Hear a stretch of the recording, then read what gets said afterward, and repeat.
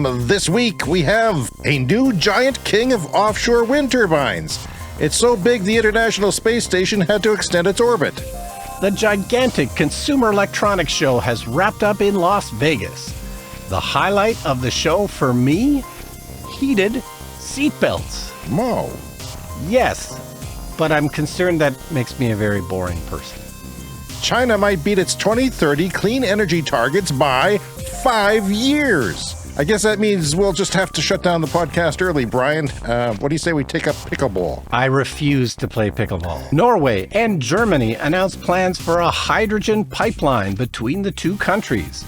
This could be the biggest hydrogen story since the Hindenburg. And also this week, I talk hydroponics. Biking in winter and what a city needs, and it's not what you think.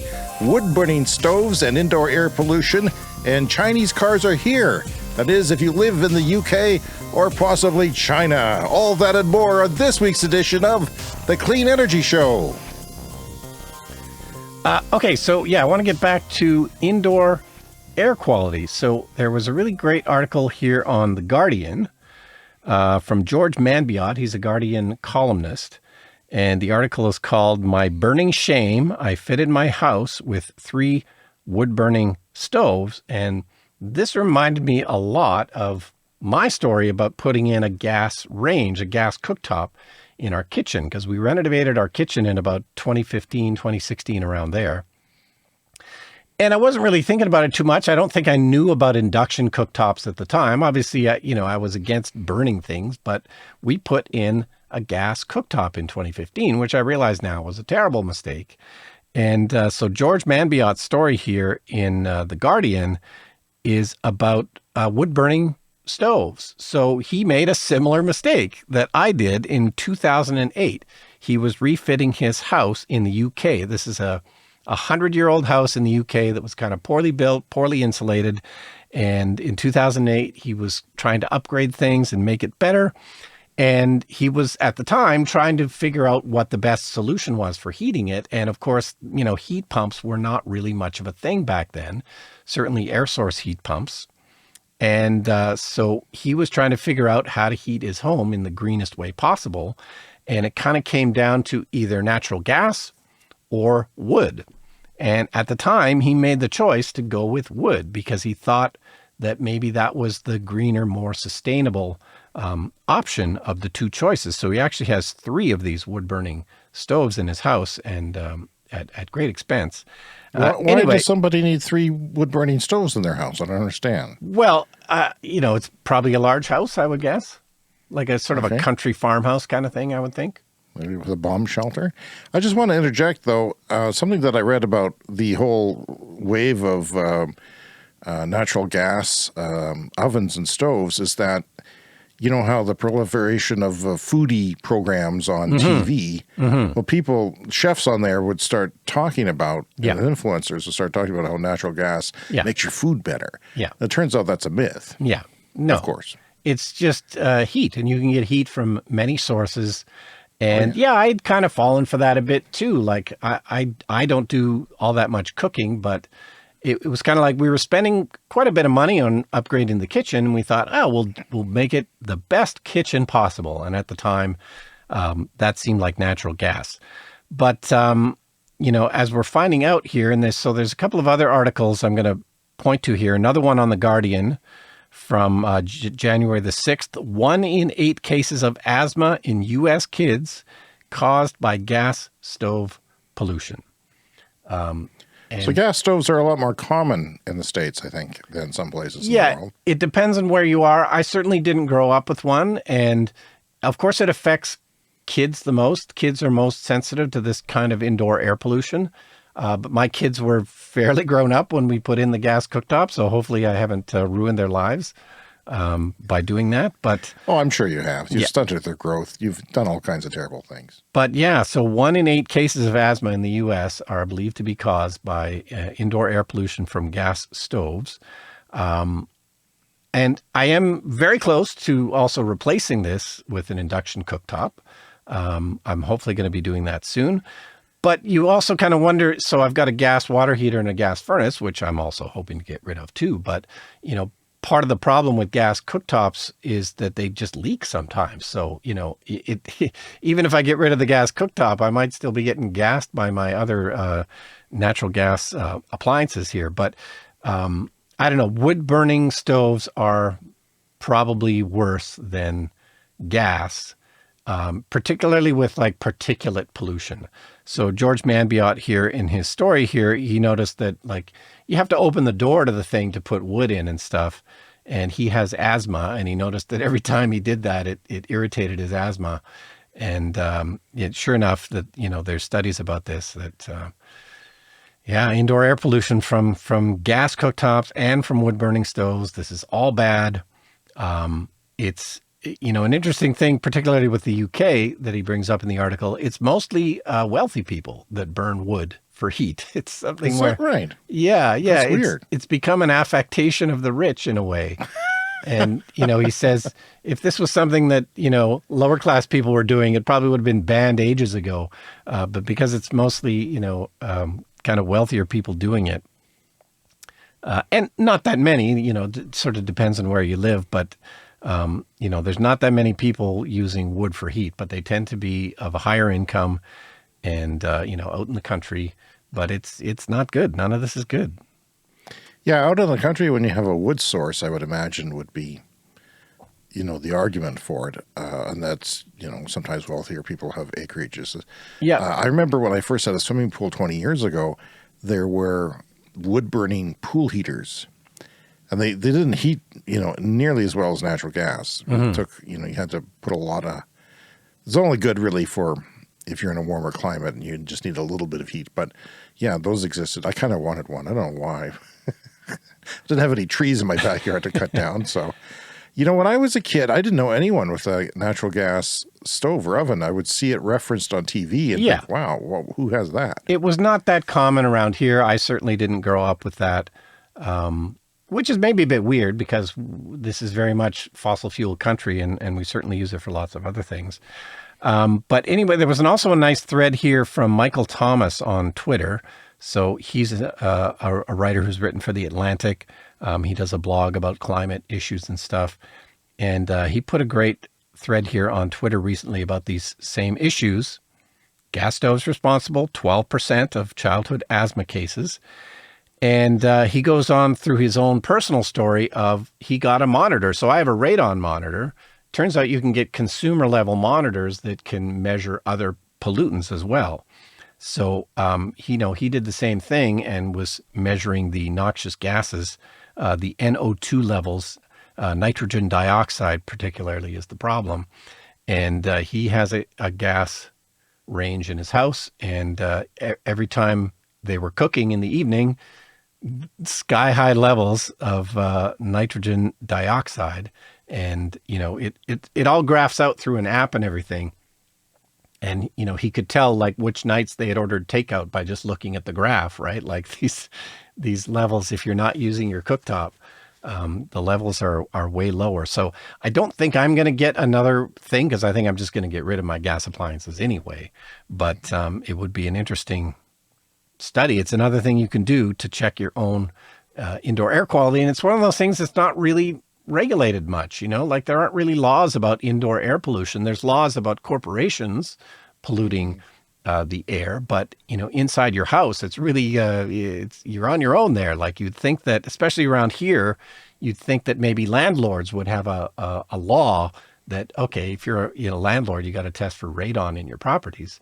It's we all know it's super bad and it's very common around here, but there's no law forcing anybody to do anything about it.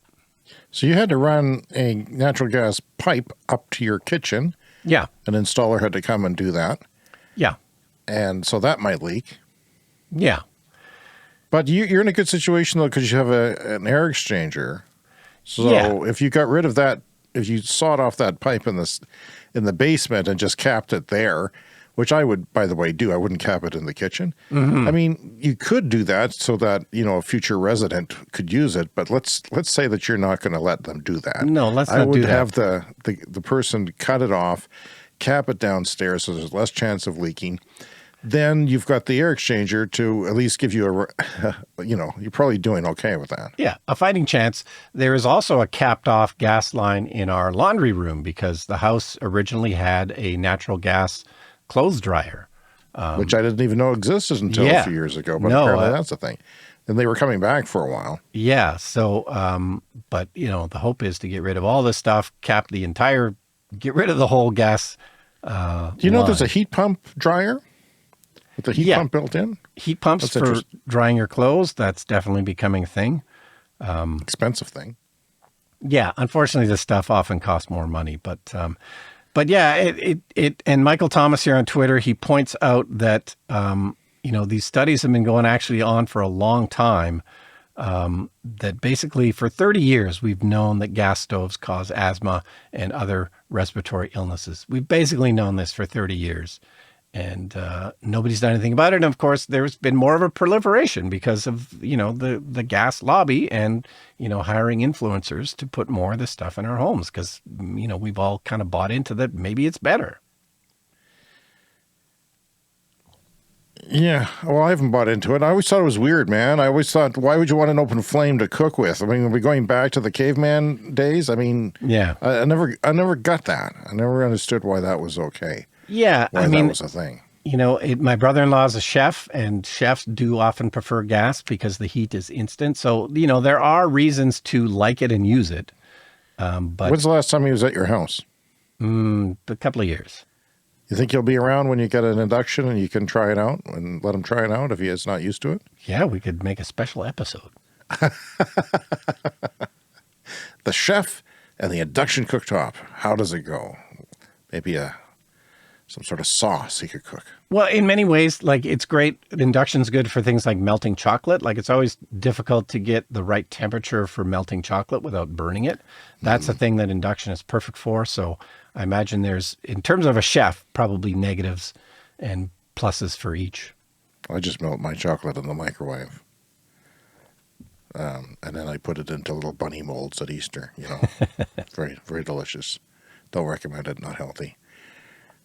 Anything else to say on this? Nope. All right. I think I'm going to come up with a regular segment called "What James Found on YouTube." I don't know. I'm thinking about it. It's in the research and development era in the wing of our lab here. I think you may have already started that segment.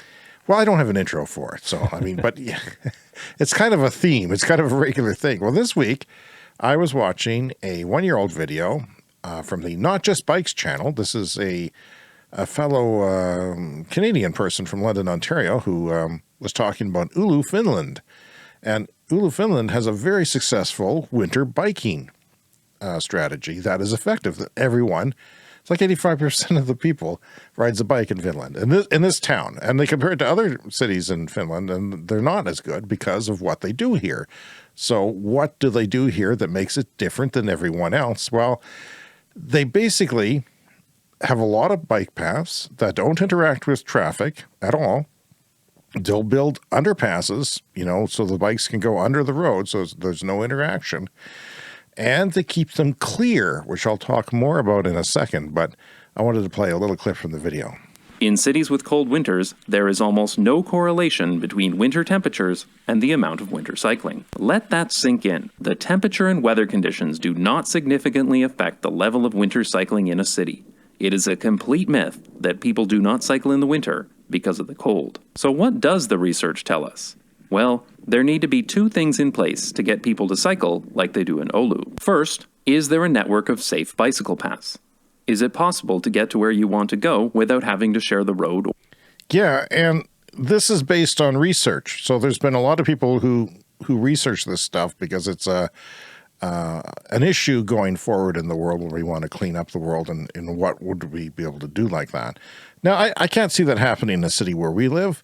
It's very much a car city, and it would cost a crap load of money to do that, and they're just not going to do it when it can get down to minus 40. And, not to call out Finland, but we're probably colder than Finland, right? We are, Brian, but here's an interesting stat. It does get down below minus 20 there. Celsius, which is minus 4 Fahrenheit, and there's only a 15% drop in ridership. Now, I call you to the picture that I've put in our script here. Look at that picture below here. Yeah. That is a school. That is a typical school in the wintertime. You can't even see it all because it's just a freeze frame, but there are hundreds of bicycles. All the kids are taking their bicycles to school in the wintertime. I just blows my mind. It just, because I would have loved to. I remember the first day of spring where it occurred to me when I was a kid, oh, the snow is gone. I can take my bike. Yeah. I wouldn't have to walk 20 minutes of grueling walking. I can get there in 5 minutes and have a great time doing it. I remember that feeling. It would never happen the day that I should have happened. Yeah. I always realized it a couple of days late. I either saw somebody or it just occurred to me.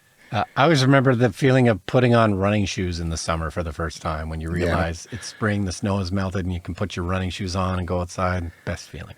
So, the snow clearing in Oulu is done very well. And in fact, it is done within 3 hours of 2 centimeters of snow. Can you imagine? It certainly doesn't happen around here.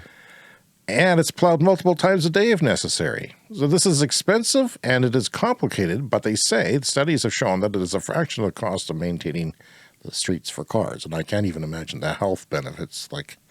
Yeah. Oh, yeah.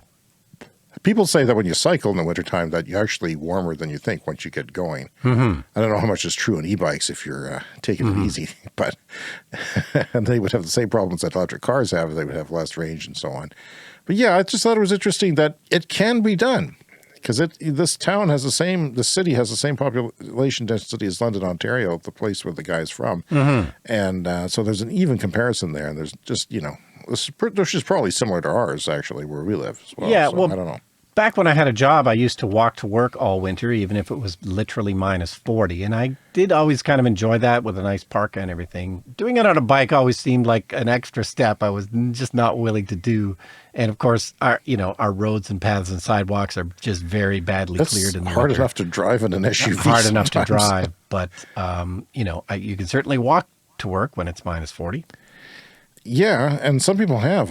My neighbor used to walk quite a ways home from work in the wintertime. She's a bit older than me, and she's doing well. It was better than driving because, especially in the gas car days, having to warm up the car and, our problem here is like you do a 5-10 minute trip off in somewhere, you go into a store for 5 minutes and then you come out and your car is dead cold again.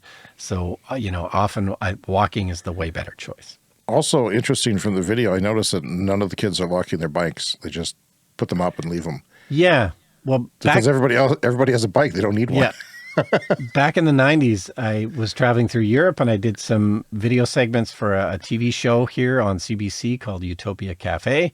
And one of the segments was about bikes in the Netherlands. And, it was just, it was wild. I just couldn't believe it. Nobody locked up their bikes and they were everywhere. But of course, if they're everywhere and nobody locks them up, then, the chances of yours getting stolen is infinitesimally small.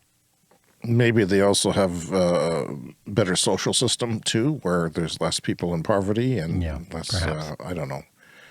I like to think that anyway.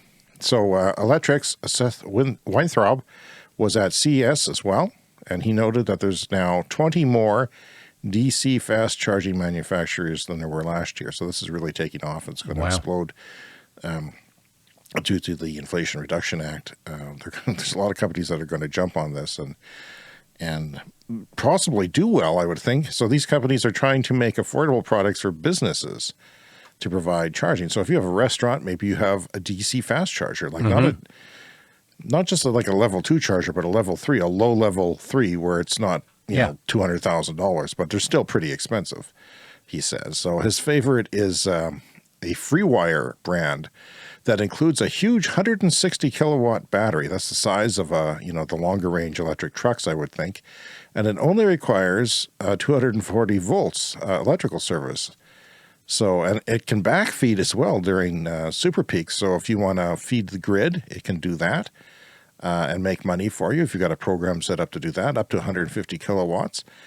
And he says if you're a store or a restaurant that gets one of these fast chargers for its patrons, but also you come away with a full 160 kilowatt hour 150 kilowatt backup for your facility if the grid goes down. So that's nice. You can stay open.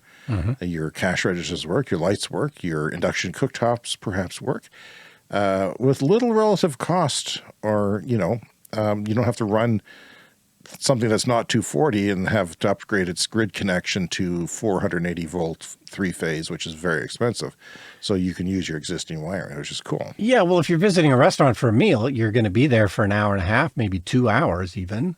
So you don't need necessarily the fastest charging, but it would need to be faster than just normal level 2 that you have at your house. But even with a level 2, with a good level 2, like a really good level 2, Yeah. you could get maybe 75 kilometers, Yeah, I suppose. 50 miles in an hour or something like that. Yep. Which would be, the way the charging, the level 2 charging on electric cars, the 240 volt versions, which you can do at home, is creeping up. But most people don't have a lot of room to add electricity, as you're finding out. Yeah. But yeah, it can. I mean, there's even one that's like 19. But I mean, that's the charger for that is very expensive. So it's not just buying a $500 charger. Anyway, I don't wanted to mention that. Brian, something shocking. We've been talking since the beginning of the podcast, almost 3 years ago, of Chinese-made cars coming here to North America, to the Western world. And to my shock and amazement, over 100,000 Chinese-manufactured new cars entered the United Kingdom roads last year for the first time.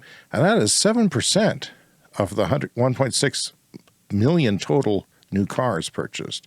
And this is from Schmidt Automotive Research. They're already here. I had no idea. It's like Korea was the last one, and now China's coming. Yeah, I mean, they're not here, so I hadn't noticed, but that's surprising. Like everyone else, they're going to California. Well, not California yet so much, but Europe. Europe has a big need because of their government policy. So a lot of the Chinese made new energy vehicles, as they call them, either hybrid or plug-in hybrid or electric, which is what is taking off the most, is happening. So speaking of CES, you have a CES story here. Yeah, so this is from Green Car Reports. And it's important to note this is actually not in any cars yet, but I thought it was relevant because we were talking about these kinds of issues. Last week, you had the shocking revelation that if you're stuck in a blizzard somewhere and you're in an electric car, you can run the heated seats. 31 days? Is that what it was? 31 days, yes. Is that and by the way, our TikTok video was at 113,000. Oh yeah, on that one. On that topic. I'm going to go look at it what it is now because I'm kind of curious. But keep going. And would that have been on like a full charge of the battery? 31 days? Yeah. Yeah, for an electric car. Anyway, so somebody. And by the way, Brian, just to clarify, that's without considering whatever the computer is taking up. Yeah. So, I mean, assuming that the computer somehow didn't take up 156,000. On TikTok. I bet people are arguing. When they get that high, people start getting mad and arguing. Yeah. How it's not possible. And then suddenly there's a hydrogen discussion going on. And if you're from TikTok, and chances are some of you 156,000 people are, hello. Yeah, hello. Welcome to our Clean Energy Podcast. We like to have fun here and yet talk about positive stories and the addressing of climate change with clean transportation and clean power. Yeah. Very popular in Macedonia. Number 1 last week. We were number 1 in Macedonia in the news commentary. So if anyone is actually listening in Macedonia. Yeah, we're still pleading to people in Macedonia to please contact us. Is this real? Just raise your hand. Do something. Because we can't understand why we're popular in Macedonia. So, well, it's more like, why aren't we that popular in every country? Oh, that's the biggest question. Why aren't we number 1 everywhere? Yeah. Why isn't Joe Rogan number 2, Brian?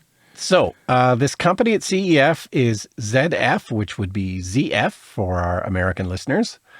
And they are an automotive supplier, and they just figured out heated seatbelts. And it's trickier than you might think because this is still a safety feature of the car. So, you can't just throw some... Why? Why? Why ask? This was not a problem that needed solving.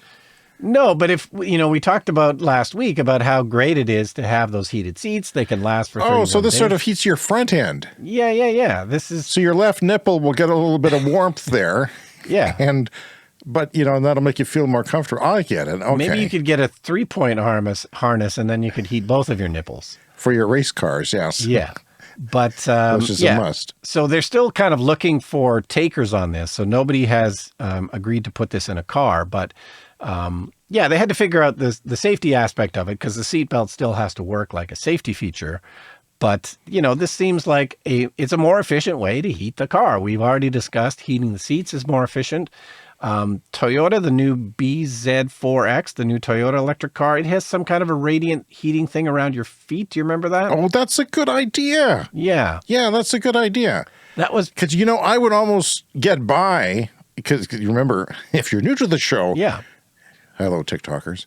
I've got an electric car, an old one, a 10-year-old one, and it's the heater's gone in it. Yeah. And it's going to be costly to replace. I'll do it sometime, probably. And so I've been going around in a very cold climate with frost on my windows, inside and out. But I've been fairly comfortable because I've got a heated steering wheel and a heated seats. Mm-hmm. And it's not bad. It's not as bad as you would think. Yeah. It's, there's no wind in there really. And, but I was thinking when I'm picking up my daughter from high school, my feet get a little cold while I'm waiting. If she takes a while. Yeah. That would be perfect. Like I actually thought about, because you can buy like a heated seat that goes on top of your seat. I bought one for like $20 on clearance once at Bed Bath & Beyond for some reason had them in a bin for Christmas. Yeah. And you plug that into your cigarette lighter or your 12-volt plug, as they are called now, kids. And you used to light cigarettes with those things. And you throw that down on the floor, and it would help. And I might still do that. I might replace the little fan I bought for my window, which is doing very little, and just put one of those down there. No, and Toyota has something like that. Everyone was making fun of their first electric car, the BZ4X. First of all, terrible name. But I think that was the one bright spot in it. It had some kind of radiant heating thing for your legs or feet. That isn't just heating the cabin. So all of these things, it's a more efficient way to heat. And if you had a heated seat belt that went across your chest and around your waist, as well as a heated seat, then you would have to use less to heat the whole cabin, which is less efficient. Right. And I like the floor thing. I think more people should do that. Yeah. Because it doesn't use that much electricity. It's not like, because...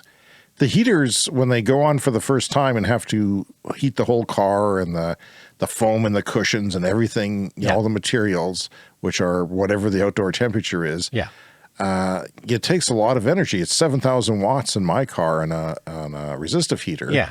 It's less than a heat pump because they're more efficient usually, except for extreme cold maybe. And the Mach-E and Ford F-150s are around 5,000 or something like that. Lots of electricity. And then when it gets, when you get heated up, it only uses about 1,000 watts. But still, it cuts down on your range. It's one of the things that cuts down on your range in the winter, which is something we're trying to avoid. And it would just be more comfortable. And hell, they should do that in a gas car. Like even, it's a good idea. Like, why not? Why not? Because heated floor. I love that idea. Works for everybody. Brian, you know how we talk about giant wind turbines here on the show? We've been talking a lot about the new records in offshore wind turbines because offshore wind turbines are getting huge. Yeah. Huge, taller, touching the sky, touching outer space. They're just big things, bigger than the Eiffel Tower and bigger than a lot of things, those wind sweep on these things. And the reason why they do that is because there's more airflow up there. The higher you go, there's more airflow. Plus, if you can put in one giant turbine, it's like less money than putting in a bunch of little ones. Today's modern offshore wind turbines are replacing like 14 or 15 of some of the earlier ones from 20 years ago. Yeah. And that's just less cost to put in one big one than a bunch of small ones. Well, this is happening, to my great interest, onshore as well. A Chinese wind power company has rolled out, and this is a new record for offshore wind. This is a prototype that has a diameter of 260 meters that makes it the largest and most powerful wind turbine in the world. We were talking about a 16 megawatt one week or a couple of weeks ago. This one's 18. And that was a prototype, but it takes a couple of years to go from prototype to first install, as we've learned from the 16 and 14 ones before that. So it's 18 megawatts. Well, how much can that do? 400,000 homes. No, that can't be right. That seems too high. That's too high. I take that back. That can't be right. 40,000. Okay. One of these turbines does 40,000 homes. That I'm positive about, okay? One of these wind turbines will power 40,000 homes, which is a small town. Has a sweep area of 53 square meters, which is like 50,000 square yards, equivalent to around 7 standard football fields. At full wind speed, it gives you 44.8 kilowatt hours of electricity generated per revolution, which means powering a couple of houses per revolution. But yeah, so before it was like 34,000, now it's up to 40,000 homes for one turbine.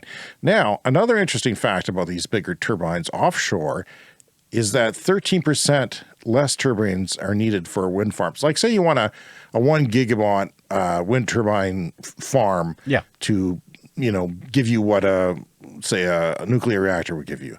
Well, you would need 13% less turbines with these new bigger ones compared to the ones that are going out now, which are 14 mostly. Some of the bigger ones are 14. So that saves you money, and that brings down the power of wind. Okay, because part of it is less money for construction, but it's also less money for maintenance because you only have to go up on one turbine instead of multiple ones, and you're getting more wind higher up. But like I said, onshore wind turbines are getting bigger too, which is less fun because you see them more than the offshore ones, which can be tucked away off the coast so they're not quite visible. But anyway, construction of England's tallest onshore wind turbine is to begin this February, next month. The turbine will be located in Bristol and will reach 150 meters. That is approximately 492 feet, just short of 500 feet into the sky. And that is double the height of the average English turbine right now onshore. It is going to be 4.2 megawatts. And remember, we just talked about an 18 megawatt offshore one, which is typical. And this one will power 3,000 homes, which is still amazing. Like one turbine will power 3,000 homes. It's just incredible. Taller turbines can access faster winds since the wind speed increases with altitude. So I don't know, there's diminishing returns. And like we've said before in the show, you really can't build turbines infinitely big because you have to carry them down a road and things have to turn around corners. And it's just, I don't know, unless they find a way to make the blades like Lego or something. Yeah, so 18 megawatts now is the record. How much bigger do you think it might go? Oh, God. Whenever somebody makes a prediction like this in the clean energy space, they're always really wrong. Yeah. Just like me predicting stocks. I would say they're going to get bigger. They're going to get more efficient. They're going to, the computer modeling is going to be better. So they're going to output, I'm going to say 24. Yeah. Something like that. Something like that. But I'm not an expert. I'm just guessing. But I would, literally, like at some point, airplanes will have to, completely avoid these wind farms if they're big. Yeah. So onshore, turbines are also getting taller. The U.S. Department of Energy, estimates that their average height has increased 66% since 1998. So there you go, 66%. Anyway, that's my story. Okay, so I've got a story here from Hydrogen Insight, which is a website I've been reading for a while now to try and kind of figure out what's going on in the hydrogen world. And Norway and Germany are planning to build a hydrogen pipeline between the two countries by 2030. Now, we're hoping to do the podcast until 2030, so we can hopefully keep an eye on this story and see if it actually happens or not. But yeah, they're planning to send hydrogen, back and forth from Norway to Germany. I'm not sure if this is a good idea. Hydrogen, we're moving through this era of fossil fuel pipelines, which we all know can leak and catch on fire and all kinds of bad things. So, I don't know if this is a good idea or not. Well, they have been talking about putting natural gas pipelines to use for hydrogen. They said that it was doable, although I have heard some pushback on that, but that's what the natural gas industry will tell you, is that hydrogen can go back and forth on natural gas pipelines that already exist. Yeah. And of course, there's kind of two main kinds of hydrogen right now. Blue hydrogen, which is derived from fossil fuels, which is not particularly clean. And then green hydrogen, which is made from 100% renewable energy sources and should be a clean source. So they're going to start with blue hydrogen with the hope that they could eventually get up to green hydrogen as both countries' grids get kind of cleaner. But, it's part of all of the shakeup in, Germany seems quite interested in hydrogen. They're, of course, trying to get off Russian oil and gas. And we'll see if this actually happens. I was going to make a joke about the Humanity and have a little clip from that Yeah.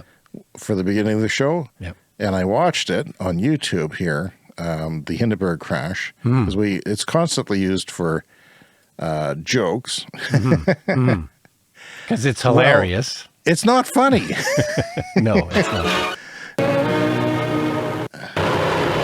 Here it's when crashing. The ship exploded, those aboard leaping for life from a flaming inferno.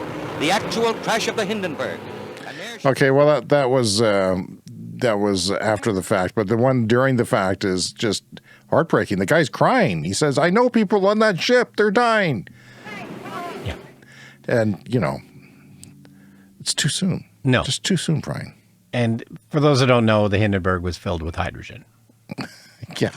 And for those who don't know, I have natural gas pipelines going right behind my house, which could be full of hydrogen one day. It's bad enough what goes through there now, I'm told. So 'cause there's propane and things like that, and the leaks that kill you, pretty bad. Brian, I've got a list of vehicles for apartment dwellers. I am constantly revisiting this: electric vehicles in winter, because there's a lot more models of electric vehicles. And last week I said that the Nissan Leaf was the only one that heats its battery when it's not plugged in. Now, we're talking about very cold climates here. Now, having said that, Denver and places throughout much of the north half of the United States, continental United States, had very cold weather. And you kind of want your car to work in the worst case scenario. You kind of don't want to be stranded. That's what people sort of go for. And they would be very inconvenienced if it was very cold one day and their car didn't work. Well, the cars generally work, but they don't work well unless the battery's heated. The Nissan Leaf heats its battery automatically if it's below minus 17 or 1 degree Fahrenheit. And the reason is just to make it functional, because the cars may turn on, but they may not, let you drive. They might say, propulsion is reduced, which I've seen in very cold weather, just with like 40 degrees below zero. It's just certain instances when the battery gets low, it doesn't want to go too fast, says you can't really accelerate quickly anymore. So yeah, I went through lists of different vehicles, but I didn't go through the Toyota BZ4X because I'll be really impressed if they heat their battery. My thinking is apartment dwellers, okay? Do you live in an apartment and you park on the street? Can you buy an EV? That's my question. If you live in a cold climate, a climate that gets cold. And none of them do. Like the Ford F-150 Lightning only heats the battery when it's plugged in or when you start it. Now, most of these vehicles you could start via app or via remote. And, once you start it, you can warm it up for 40 minutes and that'll warm the battery. It takes longer to warm the battery than it does to warm up a combustion engine. Because you're not dealing with friction, you're just dealing with fluid that's running through the battery that gets heated up in most cases, except for the Leaf. The Ford Mach-E, same thing. Chevrolet Bolt EV.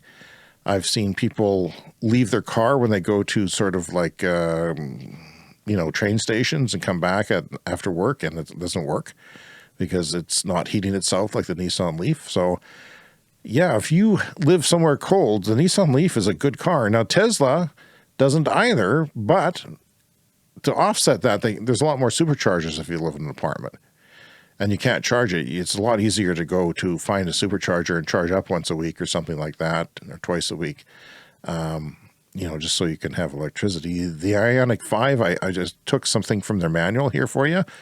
During cold weather, DC charging may not be available to prevent high voltage battery degradation. So they may not let you charge at high speed at all so that it doesn't hurt the battery. There's so many things in these cars nowadays to prevent the battery. The batteries could charge faster, but they're not letting you, so you don't hurt your battery. That's one reason why the batteries last longer than people expect. So if the vehicle is remotely started that has been parked in cold weather for a long time, the operation of remote start parking function may be delayed or canceled depending on vehicle condition. That's not good.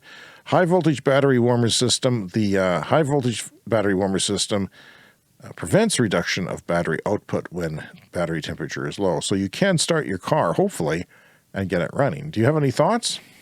I mean, I'm a little concerned by this. Yeah, just that if you don't have a driveway and you don't have a way to plug in your car, you do have to do a little bit of extra research if you're looking at buying an EV. I don't know why people aren't following Nissan's guide here. You know, like why I assume they were and they're not. Like, you should be able to heat your car. You should be able to keep your, because it's not using, the batteries are much bigger, by the way, than what the Nissan Leaf was, right? Nissan Leafs started with 24 kilowatt hour batteries. They're now, 80, 100 more. Why not use a little bit of that to keep the battery warm so that you can park on the street so that you're never stranded? Because, we don't want that. I would suggest probably they've done the research and maybe going down to minus 40 doesn't harm the battery in the long run. Like, that's why I assumed that Nissan did it. It's like, okay, well, we don't want to harm the battery. Well, they say in the manual it's to make it functional. And honestly, I think it wouldn't function because it barely functions at minus 40. Like, if you drive around and get the battery too cold, it will go down in temperature. You can see it on your app if you have a Leaf Spy app. And then that becomes, it's a functionality. Like, they say that lithium batteries, at least the chemistry that Nissan was using, maybe there's new chemistries, I don't know. But it seems strange to me. I mean, I'm just suspicious that people aren't making these for cold climates, because that's what we found happen all too often with people. But they do generally work fine. And most people don't have the climate that Brian and I have. So here's another quote from the manual. If the charging connector is connected, the warmer system automatically operates. This is true for all cars. If it's plugged in, even if it's 110, like a normal household outlet, you may not gain a lot of range overnight, but it'll heat the battery. I mean, if it's extremely cold, you won't gain a lot of range, or half as much as range as you normally would if it has to heat the battery. And I just watched a review today, the Straight Pipes on YouTube, friends of the show. They just reviewed the Polestar 2, which is an EV. And it's small. I'm surprised how small it was. I thought it was a big car. It's not. The interior seemed a bit cramped, but they made comments about that too. If the car's not plugged in, they couldn't figure out how to pre-warm it with the app. And it may be just some fault that they haven't fixed yet, or but if the car was plugged in, they could pre-warm it with the app. If it was not plugged in, they couldn't. That's concerning. So a lot of times with these cars, if you just preheat the cabin, okay, you're in an apartment. You're James. You live in an apartment. You're expecting to go somewhere. That's fine. You can preheat. You can even program your car to maybe even turn on. We'll see. It's on some cars, but other cars you probably have to open up an app on your phone and start it up. You would do that 40 minutes before departure if it was very cold out, for sure. Maybe 20 or 30 if it was less cold. If you had a surprise place that you had to go, I mean, it would still take you 10, 12 minutes to put on your winter clothes and get out of there, but it would do something for the battery. So when you turn it on, you heat the car. As you're heating the car, you're also heating the battery because it's turning the car on, and it will, on all these cars, it seems to do that. So if you're heating the car, or air conditioning it for that matter, if it's very hot out, it will cool the battery. So it will just condition the battery to have it at a good temperature. It says, caution, the high voltage battery warmer system operates when the vehicle is only connected. It may not operate if the battery temperature drops below minus 35 Celsius or minus 31 Fahrenheit. So what Hyundai is saying is it may not work in extreme cold. That's not good. Yeah, that's not good. I don't want to hear that. That's not good. We're going to keep an eye on this, okay? Because a lot of people, even in Texas, in northern Texas, it gets cold once in a while, and you don't want to buy a car that doesn't work or work as expected anyway. But generally speaking, electric cars work. And my only recommendation for somebody who lives in an apartment is the Nissan Leaf. And if you're in a very cold climate, because it will heat itself. And I'm going to check on the Toyota because it's another Japanese automaker, and we'll see what they do. I'll get back to you next week. Brian, it's time for the tweet of the week.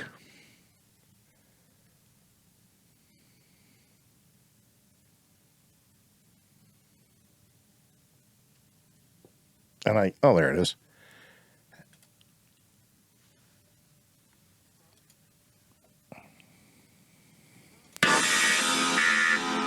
It's time for the tweet of the week, Brian. I've got another one here from Fred Lambert, the editor at Electric.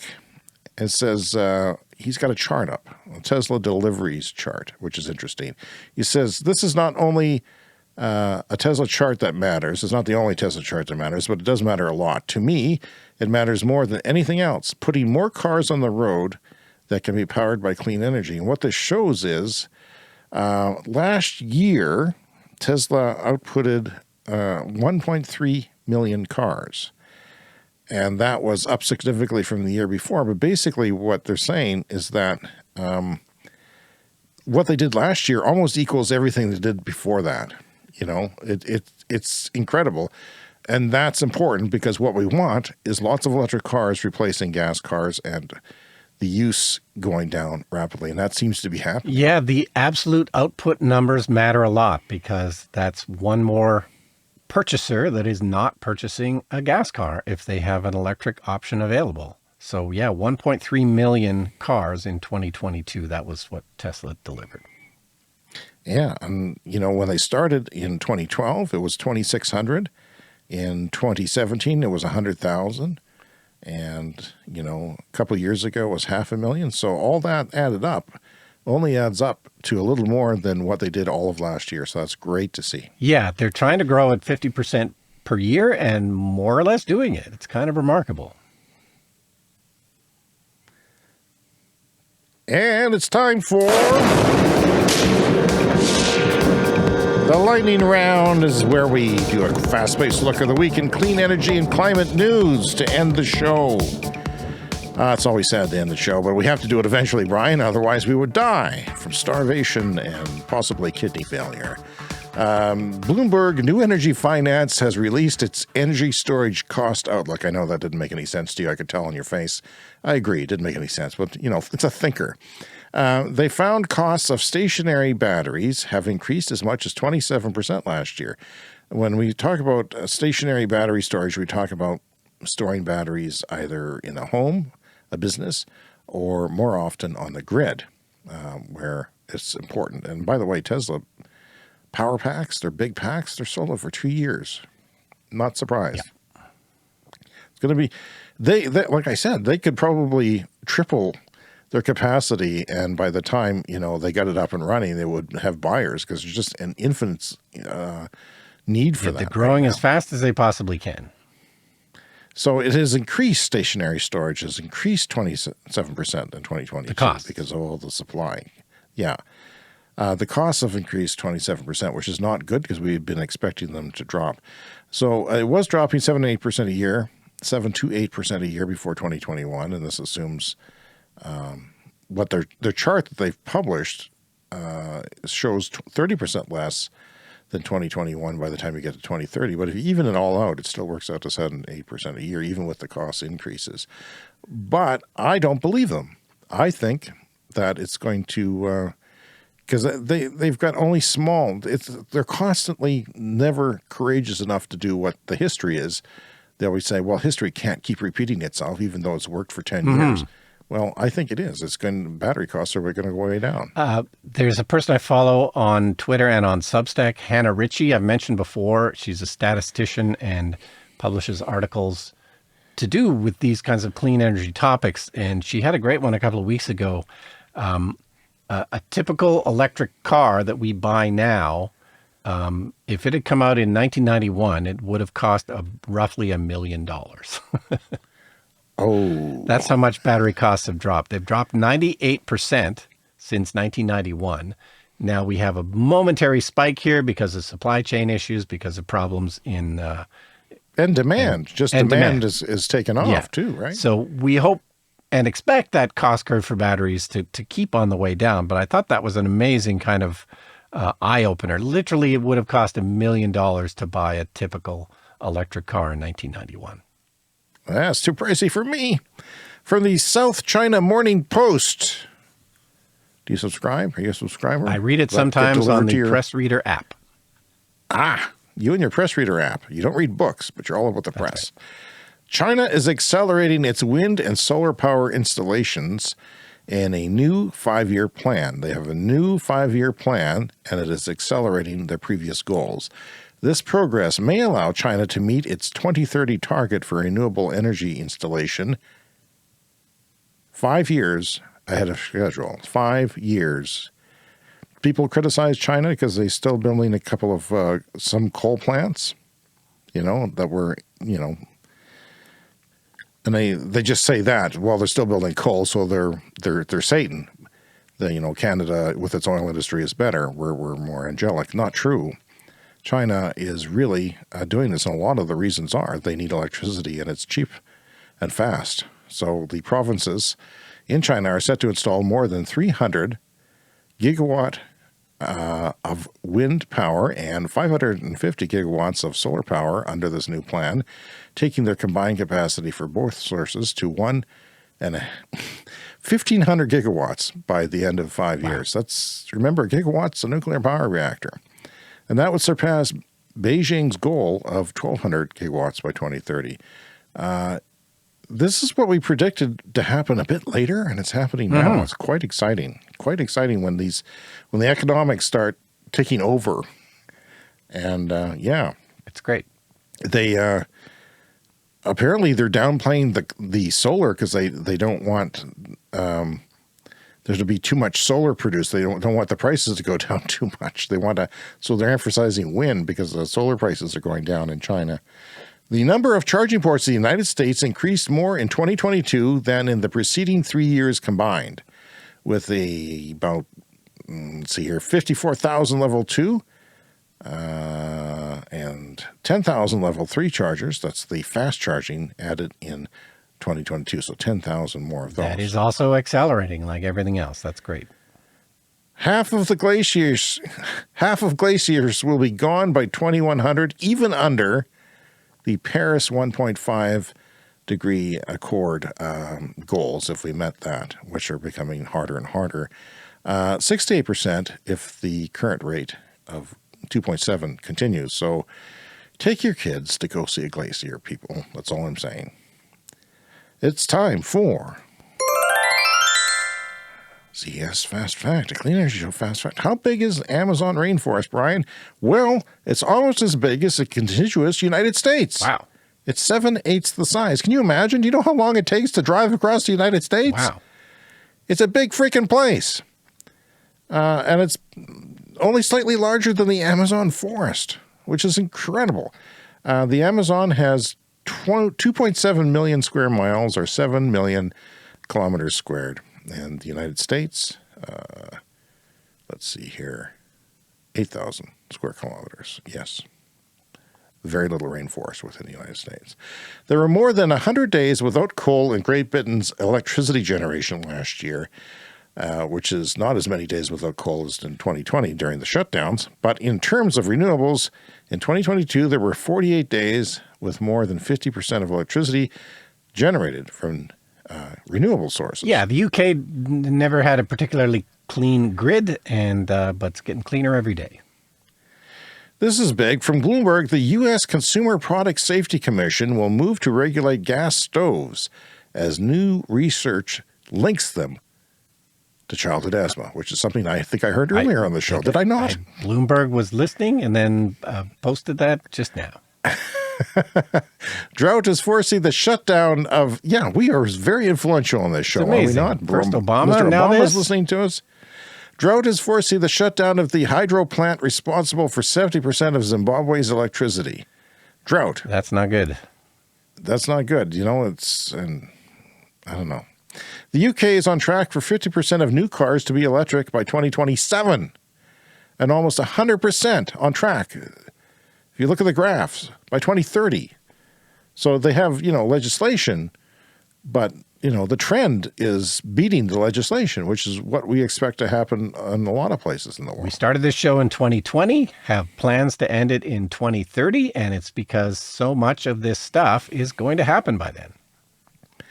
We have to have fireworks when we finish the show. Yeah. I don't care. It has to be a big party and fireworks. Of course. And all of our listeners from around the world come together. And then we start another podcast. That is, something to do with geriatrics, because it'll be very old by then. Oh, by the way, the Ram fully electric pickup truck was sort of debuted at CES, I guess. It's called the Ram Rev EV. And it's due next year, and it uses, interestingly, 800-volt charging, which means, like the Hyundai, it will charge quickly, which is something that I like to see. But that is our time for this week, Brian. I mean, gosh, we can't go on forever. We like to hear from you. Please contact us right now. Pick up a pen. cleanenergyshow@gmail.com. That's our email address, and we're all over the internet, including TikTok and YouTube, Clean Energy Pod, and you can leave us a online voicemail if you're really nice. Speakpipe.com/Clean Energy Show. Thanks again to all of our people who have donated to the show. And if you're new, like you're from TikTok, remember, subscribe in whatever podcast app you're using so that you can get new episodes delivered to you every week. Brian, I can't wait to do it all over again 1 week from now. We'll see you next week.